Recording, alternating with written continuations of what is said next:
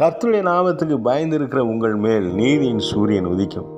கர்த்தருடைய நாமத்துக்கு, இயேசு கிறிஸ்துவின் நாமத்துக்கு கனத்தையும் மகிமையும் செலுத்துகிற, கர்த்தருடைய நாமத்தை கனப்படுத்துகிற, கர்த்தருடைய நாமத்தை எப்பொழுதும் துதிக்கிற உங்களுக்கு எந்த அநீதி எந்த பக்கத்தில் வந்தாலும் சரி, அந்த அநீதியை முறியடிக்கிற கர்த்தர் உங்கள் பக்கமாய் வருவார். கர்த்தரை முன்பாக வைக்கிற பொழுது, கர்த்தருடைய நாமத்தை உயர்த்துகிற பொழுது, கர்த்தருடைய நாமத்தையே தன்னுடைய வாழ்க்கையில் நமக்கு எல்லா பாதுகாப்பாய் வைக்கிற பொழுது, கர்த்தரையே நாம் முழு உள்ளத்தோடு முழு இருதயத்தினாடி ஆழத்திலிருந்து அவரை ஆராதிக்கிற பொழுது, கர்த்தருக்காகவே வாழ்கிற பொழுது உங்களை ஜெயிப்பதற்கு எதுவும் இல்லை. நீதியின் சூரியன் உங்களுக்கு முன்பதாக வந்து நிற்பார். கர்த்தர் உங்களுக்காகவே வந்து நிற்பார். உங்கள் சத்துருக்களை முறியடிப்பார். உங்கள் நீதி நியாயத்தை விளங்க செய்வார்.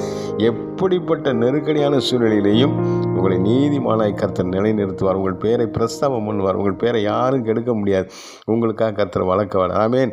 கர்த்தர் உங்களை ஆசீர்வதிப்பார். கலங்காதீங்க. அல்லேலூயா.